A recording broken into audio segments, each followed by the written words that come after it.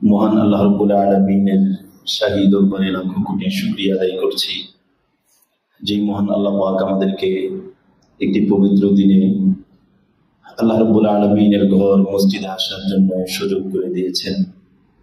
আমরা সকলেই হৃদয়ের গভীর থেকে আল্লাহ রাব্বুল আলামিনের শাহী দরবারে শুকরিয়া আদায় করি, আলহামদুলিল্লাহ।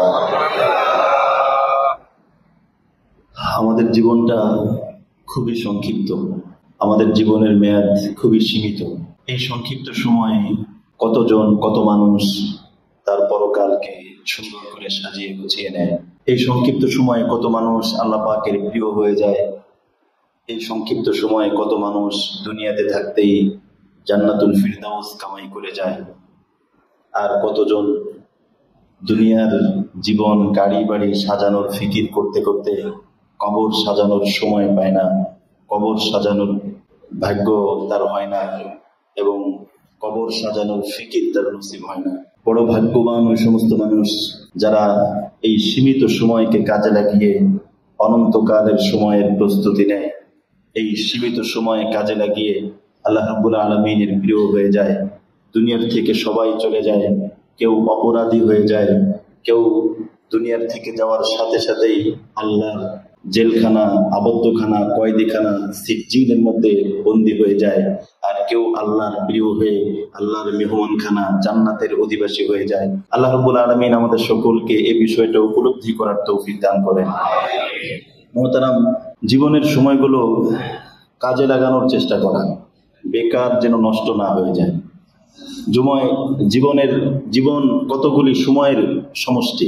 আমরা মনে করি এই 5 মিনিট 10 মিনিট নষ্ট হলো, এই 5-10 মিনিটের সমষ্টি তো জীবন। এজন্য জীবনটাকে খেল তামাশার মধ্যে নষ্ট না করে দেওয়া, বরং জীবনটা নিয়ে ভাবা, এই জীবনটাকে আল্লাহ পাকের অনুগত করে রাখার চেষ্টা করা।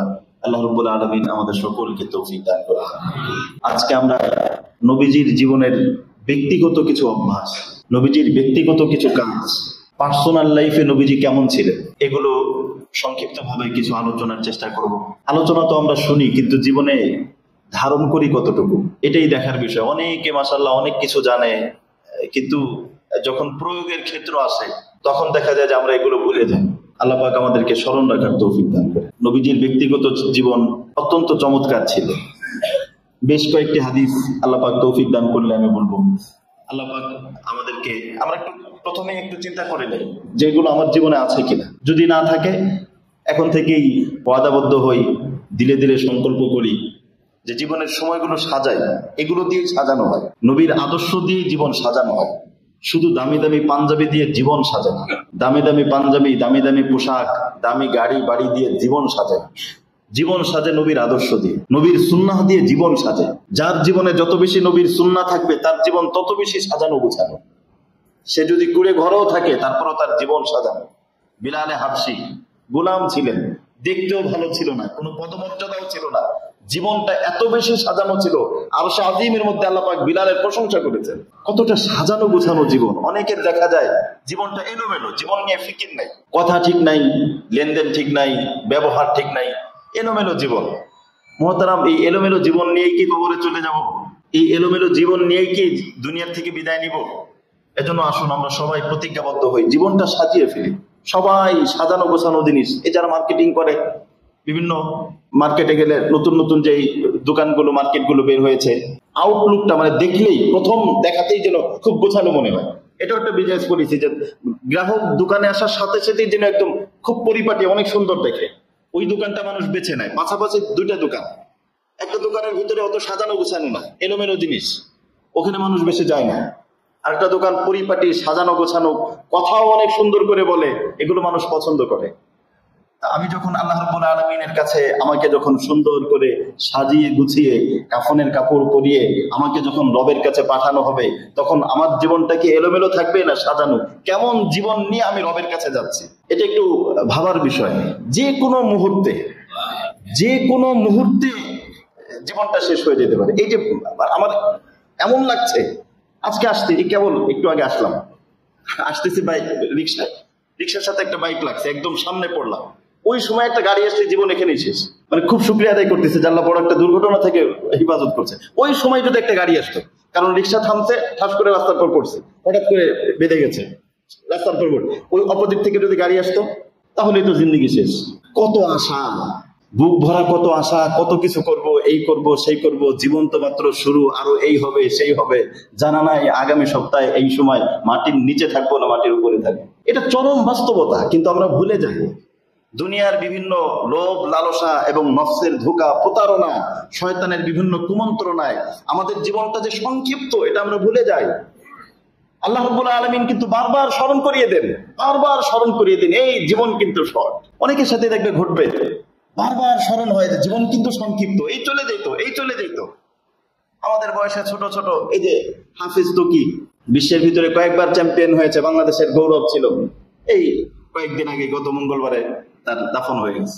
অল্প বয়সী হাফিজ 3 বার পুরো বিশ্বের ভিতরে 1 নম্বর হয়েছে, ডেঙ্গুতে মারা গেল, চলে গেল, একদম তাজা প্রাণ চলে যাচ্ছে। এই জিনিসগুলো আমাদেরকে বারবার শেখায়, বারবার চোখে আঙ্গুল দিয়ে দেখিয়ে দেয়, এ গাফেল, মৃত্যুর সাথে দাড়ি পাকার কোনো সম্পর্ক নাই, মৃত্যুর সাথে বয়সের কোনো সম্পর্ক নাই। যে কোনো বয়সের, যে কোনো শ্রেণীর যে কেউ যে কোনো সময় চলে যেতে পারে। এজন্য আমরা যেন গাফলতির মধ্যে না থাকি। আল্লাহ পাক আমাদের সকলকে জীবনগুলো গোছানোর তৌফিক দান করেন। নবীজির ব্যক্তিগত বেশ কয়েকটি বৈশিষ্ট্য ছিল, তার মধ্যে একটা বৈশিষ্ট্য ছিল হাদিসের ভিতরে আসছে, সহিহ মুসলিমে এসেছে, মা রাআনি রাসূলুল্লাহ সাল্লাল্লাহু আলাইহি ওয়াসাল্লাম মুনযু আসলামতু ইল্লা তাবাসসামা। নবীজি কারোর সাথে যখন দেখা করতেন হাসি মুখে দেখা করতেন। এটা নবীজির অনন্য একটি বৈশিষ্ট্য ছিল, যার সাথে সাহাবী বলেন, আমি ইসলাম ধর্ম গ্রহণ করার পরে আমি কখনো নবীজিকে হাসি মুখ ছাড়া কখনো কারোর সাথে দেখা সাক্ষাতে কথা বলতে দেখিনি। যার সাথেই দেখা করতেন নবীজি মুচকি হেসে তার সাথে কথা বলতেন। এটা একটা জীবনের একটা বৈশিষ্ট্য, এটাও আমাদের ভিতরে আসা উচিত। আমরা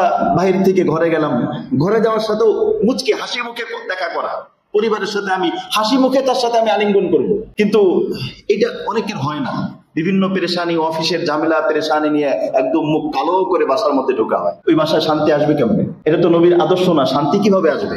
নবীজি, অথচ হাদিসের ভিতরে আসছে, সুনানুত তিরমিজির হাদিস, কারণ নবী সাল্লাল্লাহু আলাইহি ওয়াসাল্লাম দাইমাল আহজান, নবীজি সবসময় চিন্তিত থাকতেন, উম্মতকে নিয়ে চিন্তা করতেন, ফিকির করতেন, এই উম্মতকে কিভাবে আল্লাহর সাথে সম্পর্ক স্থাপন করানো যায়, এই উম্মত কিভাবে চিরস্থায়ী সুখের স্থান জান্নাত পেয়ে যায়, সবসময় চিন্তিত থাকতেন। কিন্তু যখন কারো সাথে সাক্ষাৎ করতেন, সাক্ষাতের সময় নবীজির একটা ব্যক্তিগত আমল ছিল, সবসময় হাসি মুখে সাক্ষাৎ করতেন। এজন্য আমরাও আমাদের জীবনে এই অভ্যাসটা, আমি যার সাথে দেখা করি, আমি আমার বড় কেউ হতে পারে, আমার ছোট কেউ হতে পারে, পরিবারের সদস্য হতে পারে, স্ত্রী হতে পারে, যার সাথে আমি দেখা করব, আমার সাক্ষাৎটা যেন হয় হাসি মুখে। এরপরে নবীজির আরেকটা ব্যক্তিগত আখলাক ছিল, নবীজি যখন কারোর সাথে কথা বলতেন সম্পূর্ণ চেহারা ঘুরিয়ে কথা বলতেন। কেউ কেউ আছে 8 চোখে কথা বলে, এটা অহংকারীদের লক্ষণ। পরিপূর্ণ চেহারা ঘুরিয়ে কথা বলে, একজনের সাথে আমি কথা বলছি 8 চোখে, হ্যাঁ বলো, মানে 8 চোখে, চোখের কোনা দিয়ে কথা বলা, চোখের কোনা দিয়ে তাকানো, 8 চোখে কথা বলা, এটা অহংকারীদের নিদর্শন। নবীজি এটা পছন্দ করতেন না। নবীজি কারোর সাথে কথা বললে একদম সম্পূর্ণ চেহারা ঘুরিয়ে কথা বলতেন। সাহাবী বর্ণনা করেন, নবীজি আমার সাথে কথা বলছেন, যতক্ষণ পর্যন্ত আমি নবীজির সাথে কথা বলছি ততক্ষণ নবীজির চেহারা সম্পূর্ণ আমার দিকে ঘোরানো ছিল। এজন্য আমরাও যখন কারোর সাথে কথা বলবো হাস্যজ্জ্বল চেহারায় এবং সম্পূর্ণ চেহারা ঘুরিয়ে।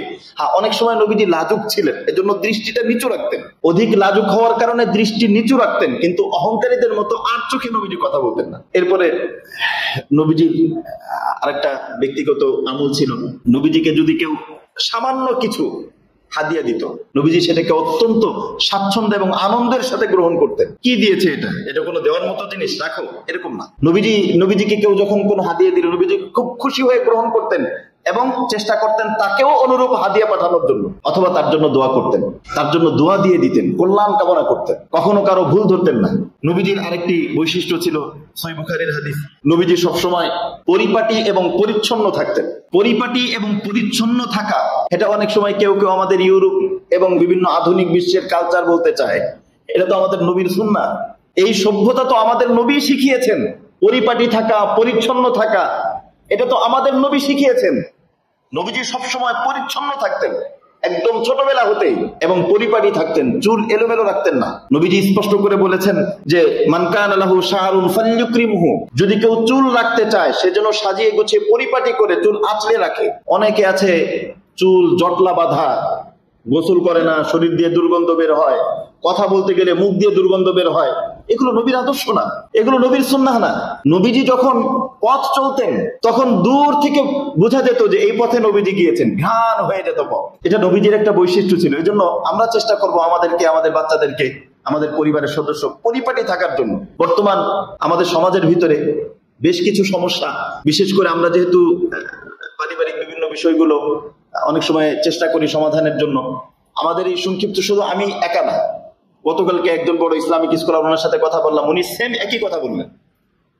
বর্তমান আমাদের দেশের ভিতরে যে পারিবারিক কলহগুলো হয় এর অন্যতম একটা কারণ হচ্ছে স্ত্রী পরিপাটি ছাড়া অগোছালো এবং নোংরা আবর্জনা একদম সম্পূর্ণ এলোমেলো অবস্থায় স্বামীর সাথে সাক্ষাৎ করে। ওই স্বামীর স্ত্রীর প্রতি আগ্রহ হবে কিভাবে? স্বামী যখন বাহিরে যায় সে পরিপাটি বিভিন্ন অনেক দেখে, মেয়েদের দিকে তার নজর যায়, ঘরে আসার পর দেখে বউ একদম এলোমেলো, দুর্গন্ধ বের হচ্ছে শরীর দিয়ে, এরপরে ঘাম টাম, এগুলো এরকম বিভিন্ন জিনিস। এটাও নবীর সুন্নাহ না। স্ত্রীকে নবীজি বলে দিয়েছেন, মহিলাদেরকে নবীজি বলে দিয়েছেন, এজন্য পুরুষদেরকেও বলে দিয়েছেন যে দূর সফর শেষ করার পর যখন ঘরে যাবে আগের থেকে অবগত করে যাও যে আমি আসছি, যেন তোমার স্ত্রী তোমার জন্য পরিপাটি হয়ে থাকতে পারে। যত ভালো দামি দামি পোশাক, এই পোশাকগুলো সব অনুষ্ঠানে পরবে। এই পোশাক দিয়ে সুন্দর চেহারা দিয়ে অনুষ্ঠানের লোকদেরকে দেখাবে। তো অনুষ্ঠানের লোকদেরকে দেখাইলে অনুষ্ঠানের লোকজন তার প্রতি আকৃষ্ট হয়, স্বামীকে তো দেখায় না, স্বামী আকৃষ্ট হবে কেমনে? এটা একটা অন্যতম কারণ, পারিবারিক ঝগড়া বিবাদ। অনেক কারণ আছে, এটা একটা কারণ। এজন্য নবীজির সুন্নাহ হচ্ছে পরিপাটি থাকা। হাদিস পড়লে এতটা অবাক লাগে।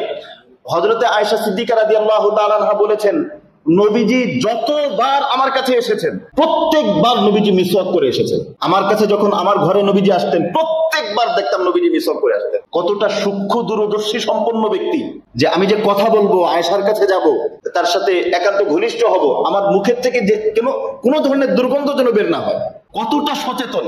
অথচ দেখা যায় যে বিভিন্ন ক্ষেত্রে, আমাদের পারিবারিক ক্ষেত্রে এই জিনিসগুলো লক্ষ্য করা হয় না। এটাও দিন, শুধু টুপি মাথায় দেওয়ার নাম দিন না, এটাও দিন। আপনার স্ত্রীর কাছে আপনি এমন ভাবে ফিট হয়ে যাবেন, এমন ভাবে সুন্দর ভাবে যাবেন, আপনার স্ত্রীর যেন আপনার প্রতি আগ্রহ, আকর্ষণ, টান তৈরি হয়। স্ত্রীরও উচিত স্বামীর কাছে যখন আসবে একদম সুন্দর গোসল করে পরিপাটি হয়ে ভালো পোশাক পরে আসবে, যেন স্বামীর স্ত্রীর প্রতি আকর্ষণ তৈরি হয়। এটা নবীজির অন্যতম বৈশিষ্ট্য। এজন্য নবীজি সবসময় পরিপাটি থাকতেন। যাদের চুল আছে, অনেকে দেখা যায় বাউল মার্কা চুল রাখে, চুল এলোমেলো একদম, এরকম না। নবীজি পরিপাটি করে সুন্দর করে চুল রাখতেন, মোচ পরিষ্কার করে রাখতেন, মোচ এরকম বড় বড় এরকম না, একদম পরিপাটি। আমার জীবনটাও যেন এরকম পরিপাটি হয়, শরীর দিয়ে যেন কাপড় দিয়ে পোশাক একদম, রাসূল সাল্লাল্লাহু আলাইহি ওয়াসাল্লামের পোশাক সব সময়, নবীজির পোশাক একদম ধবধবে থাকতো, ধবধবে পোশাক থাকতো, পোশাকের ভিতরে কোনো দুর্গন্ধ এগুলো যেন না থাকে। এই জন্য নবীজির আদর্শ হচ্ছে, নবীজি যখন বিছনায় যেতেন, বিছনায় যাওয়ার পর প্রথমে বিছনাটাকে সুন্দর করে পরিষ্কার করে একদম ভালো করে এরপরে নবীজি বিছনায় যেতেন। এই বিষয়গুলো আমাদের জীবনে থাকা উচিত। হাদিসের ভিতরে আসছে নবীজি সুগন্ধি ব্যবহার করতেন, এবং হাদিসের মধ্যে আসছে সুনানুন নাসাইর হাদিস, নবীজি বলেন, হুব্বিবা ইলাইয়া মিন দুনিয়াকুম সালাস, আমার কাছে দুনিয়ার যে সমস্ত বস্তু আছে, এই দুনিয়ার বস্তুর মধ্য থেকে তিনটা বস্তু আমার কাছে খুব প্রিয়। তার মধ্যে থেকে একটা হচ্ছে নবীজি বলেছেন আত-তাইব, সুগন্ধি। নবীজি সুগন্ধি ব্যবহার করতেন। এখানে আবার আরেকটা বিষয় আছে, মাসলা বলে দেই। অনেকের অভ্যাস আছে যে কাউকে আতর মেখে দেওয়া, এই পদ্ধতিটা ঠিক না। কারণ সবাই সব গন্ধ সহ্য করতে পারে না। কোন আতর থেকে অনেক কড়া, এটা সবাই সহ্য করতে পারে না। আপনি একজনকে আতর মেখে দিলেন, এমনটাও তো হইতে পারে এই আতর তার পছন্দ না, কারণ পছন্দ এক একজনের এক এক রকম। কেউ আছে সুগন্ধি ঠান্ডা এটা পছন্দ করে, আবার কেউ আছে কড়া পছন্দ করে। এটা যার যার পছন্দ ভিন্ন জিনিস। আমি আমার ব্যক্তিগত, আমি যে কোনো আতর ব্যবহার করার আগে পরিবারকে আগে দেখাই যে এটা দেখো তোমার পছন্দ কিনা। ও যদি বলে ঠিক আছে তাহলে আমি ব্যবহার করি, আমার কথা বলছি। কারণ আমি একদম কড়া আতর নিয়ে যদি বাসায় যাই, তার কাছে যদি খারাপ লাগে, লাগতেই পারে। এজন্য তার পছন্দ, কারণ আমার ঘৃণা তো সে পাবে, তার পছন্দটা কি এটা আমাকে জিজ্ঞেস করে নেওয়া উচিত। তো আমি একজনকে জোর করে আতর মেখে দিলাম, এরকমটা হইতে পারে ওই ব্যক্তির এটা খুব বিরক্ত হচ্ছে, খুব কষ্ট হচ্ছে, এটা না। আমি যদি দিতে চাই, আতরের বোতলটা তার হাতে দিতে পারি, আপনি নিবেন কিনা দেখেন, লাগাইতে পারে। আমি কি বুঝাইতে পারলাম? আতরের বোতল যেটা, বা আতর যদি কাউকে দিতে চাই, আমি তার হাতে দিলাম, উনি সুখে দেখলো এটা লাগানোর মতো কিনা, বা উনি লাগায় কিনা। উনি যদি লাগাতে পারেন ঠিক আছে, উনি লাগাবেন, যদি লাগাতে না পারেন উনি আবার ফেরত দিবেন, স্বাভাবিক হতে পারে। কিন্তু অনেক ভাইকে মাঝে মাঝে আমরা দেখি জোর করে সবাইকে আতর লাগাই দেয়, এটাও মাসলাগত দিক দিয়ে কারো সমস্যা হতে পারে। এই জন্য এই বিষয়গুলো আমাদের খেয়াল রাখা উচিত। রাসূল সাল্লাল্লাহু আলাইহি ওয়াসাল্লাম বলেছেন, আমার কাছে তিনটা জিনিস প্রিয়। এক কথায় সব সুন্নাহগুলির মূল কথা হচ্ছে আমার দ্বারা কারো কোনো কষ্ট না হোক। এই যত সুন্নাহ আছে সব সুন্নাহর মূল কথা, আমার দ্বারা কারো কোনো কষ্ট না হোক, এমন কিছু কষ্ট যেই কষ্ট হয়তো সে বলতে পারছে না এমনটাও না হোক। এই জন্য হাদিসটা কেমন অবাক লাগে। নবীজি বলেছেন পেঁয়াজ, এই পেঁয়াজ কাঁচা পেঁয়াজ, এই কাঁচা পেঁয়াজ খেয়ে কে যেন মসজিদে না আসে। এটা কেন? এই মুখের মধ্যে দুর্গন্ধ। এটা কল্পনা করা যায়, কাঁচা পেঁয়াজে তো আমরা যারা খাই মানে কাঁচা পেঁয়াজে কি এরকম দুর্গন্ধ লাগে যেটা অসহনীয়। কিন্তু নবীজি কতটা সেন্সিটিভ বিষয় যে কাঁচা পেঁয়াজের এই সামান্য দুর্গন্ধ এটা নিয়েও কেউ যেন মসজিদে না আসে। অনেক সময় দেখা যায় কেউ কেউ একদম সিগারেট খেয়ে মুখের মধ্যে দুর্গন্ধ দিয়ে ও যখন সিজদায় যায় আশপাশের মানুষের কষ্ট হয়। এটা কেন আমি করব? আমি কেন করব? আমি এই সিগারেট কেন খাবো? পৃথিবীর একমাত্র বস্তু যার গায়ে, যেই খাবারের গায়ে ওই খাবারের বদনাম লেখা থাকে। সমস্ত খাবার আছে ওই খাবারের ভিতরে সুনাম লেখা থাকে, এটা এক নম্বর জিনিস। আর পৃথিবীর একমাত্র খাবার সিগারেট, যার গায়ে লেখা থাকে ধূমপান স্বাস্থ্যের জন্য ক্ষতিকর। এজন্য উচিত না। আমি একটু ঠান্ডা মাথায়, যে সমস্ত ভাইদের সিগারেটের অভ্যাস আছে, আমি একটু ঠান্ডা মাথায় বলি, আপনি নামাজ পড়লেন, আপনার কারণে এক ভাই সিজদা দিতে কষ্ট হচ্ছে, আপনার মৃত্যুর সময় ফেরেশতা আসলে কি হবে? মৃত্যুর ফেরেশতারা কিতাবের ভিতরে আসছে জান তো মুখ দিয়ে বের হয়, যেই জানটা সিগারেট খাওয়া মুখ দিয়ে বের হচ্ছে ওই জান বের হয়ে কি আরশে আযিমে জান্নাতে যাবে? আসুন আমরা পবিত্র থাকি, পরিষ্কার থাকি। এই জবান পবিত্র, এই জবানের মাধ্যমেই মানুষ মুসলিম হয়। লা ইলাহা ইল্লাল্লাহ স্বীকৃতি এই জবান দিয়ে হয়।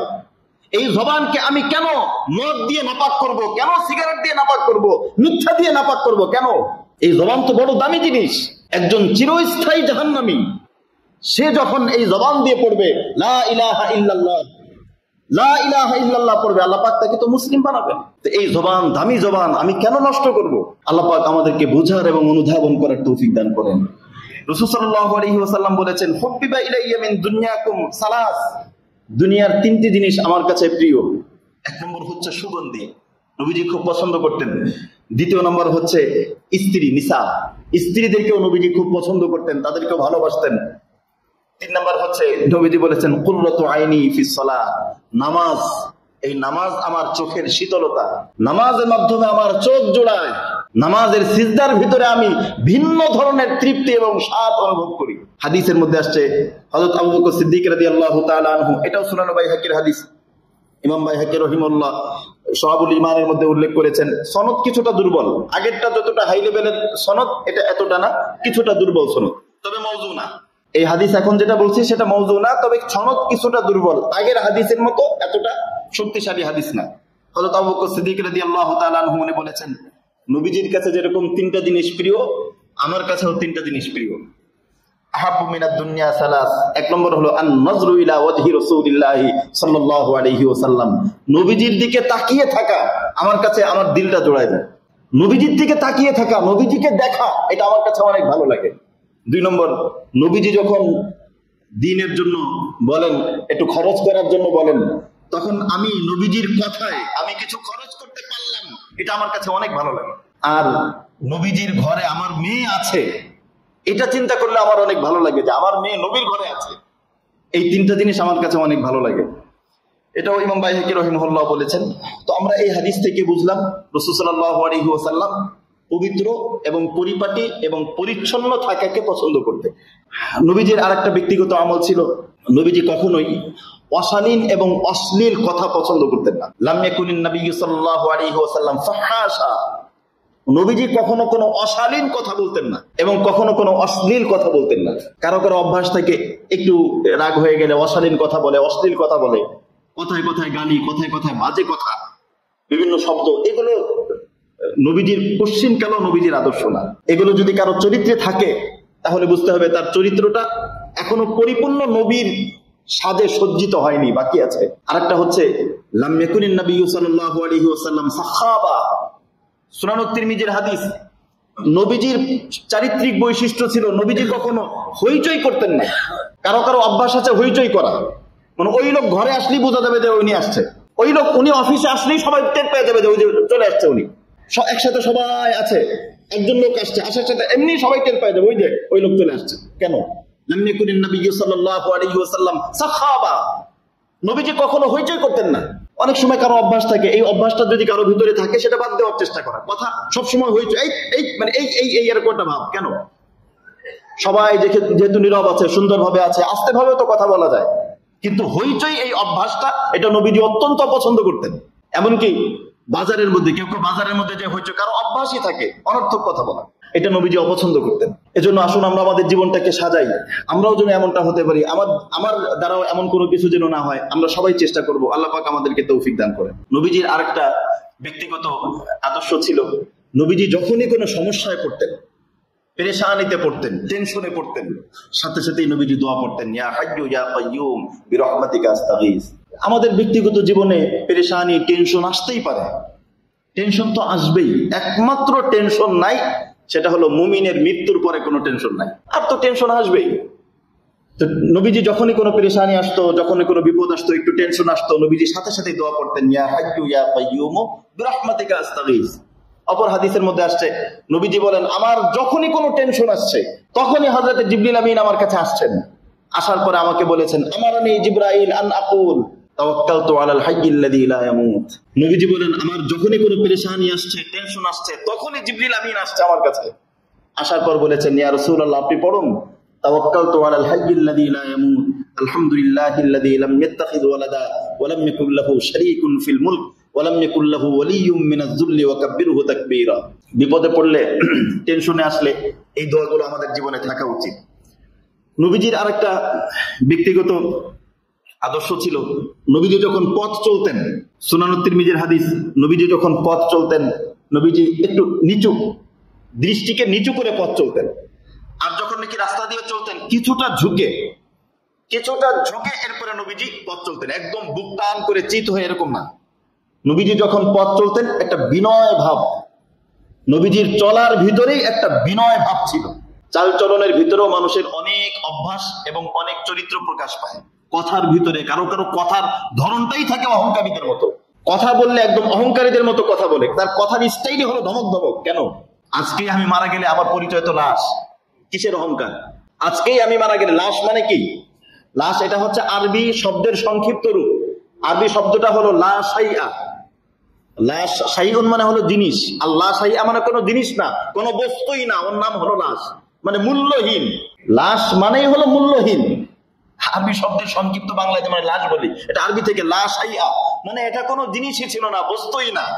তা আজকে আমি এত মূল্যবান, এই মুহূর্তে প্রাণ বের হয়ে গেলেই তো আমি মূল্যহীন। কিসের অহংকার আর কিসের দাম্ভিকতা আর কিসের বড়ত্ব? একমাত্র পৃথিবীর সমস্ত বড়ত্ব শুধুই আল্লাহ পাকের। এজন্য নবীজি যখন পথ চলতেন, দৃষ্টি নিচু রাখতেন। কারো কারো অভ্যাস আছে এদিক সেদিক তাকানো, কোথায় কি হচ্ছে না, নবীজি দৃষ্টি নিচু রেখে চলতেন। আর সামান্য একটু ঝুঁকে, পরিপূর্ণ না, সামান্য একটু ঝুঁকে বিনয়ীদের মতো নবীজি পথ চলতেন। এরপরে নবীজির আরেকটা বৈশিষ্ট্য ছিল, এটাও সুনানুত তিরমিজির হাদিস, হযরত আনাস রাদিয়াল্লাহু তাআলা আনহু বর্ণনা করেন, নবীজি সবার সাথে মিলেমিশে থাকতেন, আলাদা কোনো স্বতন্ত্র ভাব নিয়ে থাকতেন না। উনি সবার থেকে আলাদা এরকম না, সবার সাথে মিলেমিশে। হযরত আনাস বলেন, কানান নবী সাল্লাল্লাহু আলাইহি ওয়াসাল্লাম ইয়াজলিসু হাইসু ইয়ানতাহি বিহিল মাজলিস। নবীজি যখন কোনো মজলিসে যাইতেন, নবীজি যাচ্ছেন, এর আগেই তো লোকজন একদম আলাদা লাইন ধরে থাকবে, বিভিন্ন স্লোগান হবে না। নবীজি যখন কোনো মজলিসে যাইতেন, একদম সবার পিছনে, যেখানে সবার বসা শেষ, নবীজি ওখানে বসতেন। কেমন মানুষ ছিলেন, আমাদেরকে কি আদর্শ শিখিয়েছেন, একদম সবার পিছনে। হ্যাঁ, এরপরে নবীজির কে সামনে আনার বিষয় হলে কিন্তু উনি বসতেন ওই জায়গায়। আগের থেকে হাদিসের মধ্যে আসছে, আল্লাহ রাব্বুল আলামিনের কাছে সবচেয়ে ঘৃণিত ব্যক্তি হচ্ছে সে, যেই ব্যক্তিকে, কোন ব্যক্তিকে উঠিয়ে যেই ব্যক্তিকে বসানো হয়, সে হলো আল্লাহর কাছে ঘৃণিত। হ্যাঁ, আমি এখানে আসছি, কিছু লোক বসা, আমাকে দেখে দুই দিকে দুইজন জায়গা ফাঁকা করে দিল, এটা ঠিক আছে। আর একটা হচ্ছে আপনি ওঠেন, এরপর আমি বসবো, এটা নিষেধ। কাউকে উঠিয়ে দেওয়া, এটা উঠানো যাবে না। কাউকে উঠিয়ে দিয়ে বসতে নবীজি নিষেধ করেছেন, এবং হাদিসে আসছে ওই ব্যক্তি যে বসলো, ওই ব্যক্তি আল্লাহর কাছে ঘৃণিত ব্যক্তি। এজন্য নবীজির আলাদা কোনো বৈশিষ্ট্য, আলাদা কোনো স্বতন্ত্র ভাব ছিল না। নবীজি সবার সাথে, এমনকি নবীজির এই সমস্ত আচরণের কারণে কাফিররা পর্যন্ত বলতো, মা লিহাদার রাসূল, এটা কেমন রাসূল, ইয়াকুলুত তাআম ওয়া ইয়ামশি ফিল আসওয়াক, আমাদের সাথে মিলেমিশে খাবার খায়, আবার নিজে বাজার করে। বর্তমান তো মানে মধ্যম ধরনের পীরসাদ হইলে সে নিজের বাজার নিজে করে না, হাই লেভেল হলে তো কথাই নাই। আমি এখনো পর্যন্ত এটার কোনো কারণ খুঁজে পাই না যেখানে নবীজি নিজে বাজার করছেন, সেখানে মধ্যম ধরনের পীর সাহেব হইলে তার বাজার সে নিজের কাজ নিজে করবে না, খাদেমের অভাব নাই, খাদেমের সিরিয়াল আছে। এটা নবীর আদর্শ না, নবীজি নিজের বাজার নিজে করছেন এবং এই কারণেই কাফেররা নবীজিকে বিভিন্ন কথা বলতেন। তাহলে বোঝা গেল এটাই নবীর সুন্নাত। সে যত বড় পীর হোক, নবীর আদর্শ যদি কারোর মধ্যে না থাকে তাহলে সে প্রকৃতপক্ষে পীর হইতে পারে না। নবীর আদর্শ যার মধ্যে যত বেশি, মুরিদ একজন না থাক, ওই ব্যক্তি খাঁটি পীর। পীরের মানদণ্ড মুরিদ না। পীরের মানদণ্ড যদি মুরিদ হইতো তাহলে তো বিভিন্ন পীর দরবার আমরা দেখি, আটরচি আছে, দেওয়ানবাগি আছে, বিভিন্ন ভান্ডারি আছে, সেখানে নাচ গান সবকিছু হয়, হাজার হাজার মানুষ, গরু যায়, ছাগল যায়, কত কিছু যায়। প্রকৃত পীর ওই ব্যক্তি, কোন মানুষ দুনিয়াতে চিনুক আর না চিনুক, আমি আল্লাহর নামে কসম করে বলতে পারি, প্রকৃত পীর, প্রকৃতপক্ষে আল্লাহওয়ালা ওই ব্যক্তি যার পায়ের নখ থেকে মাথার চুল পর্যন্ত পরিপূর্ণ দেহ এবং তার জীবন নবীর আদর্শ দিয়ে সাজানো, ওই ব্যক্তি পৃথিবীর সেরা বুজুর্গ, সেরা পীর। নবীর সুন্নাহ যার মধ্যে যত বেশি সে তত বেশি। আমরা বর্তমান তো ভাইরালের দুনিয়া, শুধু দেখি ভাইরাল কি কতটুকু। দুনিয়ার অনেক ভাইরাল আছে, আসমানে ভাইরাল না। আর আসমানের বহু ভাইরাল আছে, দুনিয়ার মানুষ চেনেও না। হাদিসে আসছে, নবীজি বলেছেন এই পৃথিবীতে আসমানের নিচে এমন কিছু মানুষ বসবাস করে আমরা জানি না ওই লোকটা কে। নবীজি বলেছেন আসমানের নিচে এমন কিছু মানুষ বসবাস করে যাদেরকে মানুষ দাওয়াত দেয় না অনুষ্ঠানে। ওরে দাওয়াত দিলে কি হবে? হাদিস আসছে, ওকে মানুষ অনুষ্ঠানে দাওয়াত দেয় না, এবং সে যদি কারো কাছে যায় তার জন্য দরজাও খোলে না মানুষ। এতটা সাধারণ এবং এতটা অতি সাধারণ মানুষ। নবীজি বলেছেন ওই ব্যক্তি আল্লাহর কাছে এতটা প্রিয়, তার ওসিলায় আল্লাহ পাক দুনিয়াবাসীকে রিজিক দান করে। এজন্য বুজুর্গি ভিন্ন জিনিস। আল্লাহর কাছে কে কত প্রিয় আমরা জানি না। এমনটাও হতে পারে আমি যাকে একেবারে অতি সাধারণ মনে করছি, ওই ব্যক্তি আল্লাহর কাছে অনেক প্রিয়, এমনটাও হতে পারে। প্রিয়র মানদণ্ড কি, তার ভিতরে সুন্নাহ কতটুকু। এমন রিক্সাওয়ালার খবরও আমি জানি, রিক্সা চালাইতেছে ওই মুহূর্তে সে তাসবিহ পড়তেছে, জিকির করতেছে। এমন গার্মেন্টসের শ্রমিকের কথাও জানি যে নাকি গার্মেন্টসের কাজ করতেছে, তার আশপাশে মহিলা ওই মেয়েদের দিকে তাকাইতেছে না, সে নিজের কাজ নিজে নিচের দিকে তাকায় কাজ করতেছে আর সে জিকির করতেছে। আল্লাহর কাছে কে প্রিয় হয়তো আমরা নাও জানতে পারি। এজন্য রাসূল সাল্লাল্লাহু আলাইহি ওয়াসাল্লামের এই অভ্যাস ছিল, নবীজি মিলেমিশে চলতেন, আলাদা কোনো স্বতন্ত্র বৈশিষ্ট্য বজায় রেখে নবীজি চলতেন না। নবীজির আরেকটা আদর্শ ছিল, নবীজি সময়গুলোকে ভাগ করে নিতেন। দিনের যে সময়, এই দিনের সময়গুলোকে নবীজি ভাগ করে নিতেন। কিছু ভাগ রাখতেন পরিবারের জন্য, এটাও নবীজির সময়ের ভিতরে একটা রুটিন থাকতো যে এই রুটিন, এই সময়টা আমি পরিবারকে দিব। আর কিছু ভাগ রাখতেন নিজের জন্য, আমার শারীরিক বিষয়, শরীর, বিভিন্ন ক্ষেত্রে দেখা যায় শরীর চর্চা করা, আমার শরীর যেন ঠিক থাকে, সুন্নাহসম্মত ভাবে আমার শরীর যেন ভালো থাকে, শরীর যেন সুস্থ থাকে, আমি যেন ভালোভাবে ইবাদত করতে পারি, এটাও সুন্নাহ। কেউ যদি এই নিয়েতে শরীর চর্চা করে যে আমার শরীর ঠিক থাকুক, আমি সুস্থ থাকি, আমি ভালোভাবে ইবাদত করতে পারি এবং আমি যেন কাফেরদের বিরুদ্ধে জিহাদ করতে পারি, ইসলামের পক্ষে সংগ্রাম করতে পারি, তাহলে ওই ব্যায়াম, ওই শরীর চর্চাও ইবাদতের মতো নেকি হবে। এজন্য নবীজি নিজের জন্য কিছু সময় রাখতেন, পরিবারের জন্য কিছু সময় রাখতেন, উম্মার জন্য কিছু সময় রাখতেন, আর একান্ত কিছু সময় রাখতেন যে সময়টা শুধুই আল্লাহ পাকের সাথে নবীজির একান্তে সময় কাটতেন। হযরত আনাস রাদিয়াল্লাহু তাআলা আনহু বলেন, নবীজি শেষ রাত্রে কান্না করতেন, দোয়া করতেন। শেষ রাত্রে এমন ভাবে কান্না করতেন কেমন যেন হাউমাউ করে বাচ্চা শিশু তার বাবা মার কাছে এরকম আবদার করছে, এরকম নবীজি শেষ রাত্রে কান্না করতেন আল্লাহ পাকের কাছে। নবীজির এগুলো বৈশিষ্ট্য ছিল। নবীজি আরেকটা বৈশিষ্ট্য ছিল, সবসময় উম্মাকে নিয়ে ভাবতেন, উম্মতকে নিয়ে ভাবতেন। দেখা যায় যে আমার পাশের ফ্ল্যাটে কে কি অবস্থায় আছে আমি জানি না, আমি খোঁজও রাখি না। কারো প্রতিবেশী ভীষণ অসুস্থতার মধ্যে কাতরাচ্ছে, হয়তো টাকার অভাবে চিকিৎসা করতে পারছে না, আর পাশের প্রতিবেশী আল্লাহ পাক তাকে সম্পদ দিয়েছে, কেউ আছে খবরও রাখে না, খোঁজও রাখে না। এজন্য নবীজি সবসময় ফিকির করতেন, প্রতিবেশী নিয়ে ভাবতেন, আত্মীয় স্বজন নিয়ে ভাবতেন, সন্তানদেরকে নিয়ে ভাবতেন, উম্মতকে নিয়ে ভাবতেন। এই সময়গুলোকে এই কাজে নবীজি লাগাইতেন। আমরা এই সময়গুলো দিতে পারি না, কারণ জীবনের বড় একটা অংশ টেলিভিশনে, অনলাইনে, বিভিন্ন ক্ষেত্রে কেটে যায়। এজন্য আসুন আমরা আমাদের জীবনের সময়টুকু ভালো কাজে কাটাই, আমাদের জীবনের সময়গুলো যেন ভালো কাজে কাটে এবং নবীজির প্রত্যেকটা আদর্শ যেন আমাদের মধ্যে থাকে।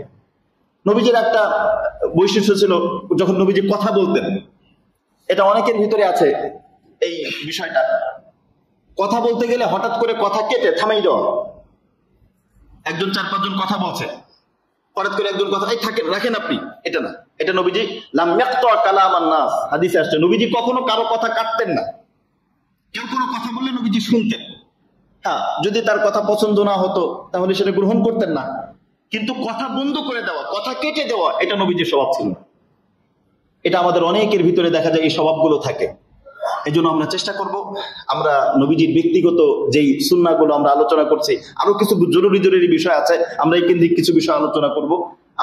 আমরা চাই এই আলোচনাটা শুধু আলোচনাই না থাকুক, এই আলোচনা জীবনে থাকুক। আমরা যেন এই আলোচনা শুনে আমাদের জীবনটাকে নবীর এই আদর্শগুলোর আঙ্গিকে সুন্দরভাবে সাজাইতে পারি। আল্লাহ রাব্বুল আলামিন আমাদের সকলকে তৌফিক দান করেন। আমিন। ওয়া আখিরু দাওয়ানা আলহামদুলিল্লাহি রাব্বিল আলামিন। আমরা এখনো যারা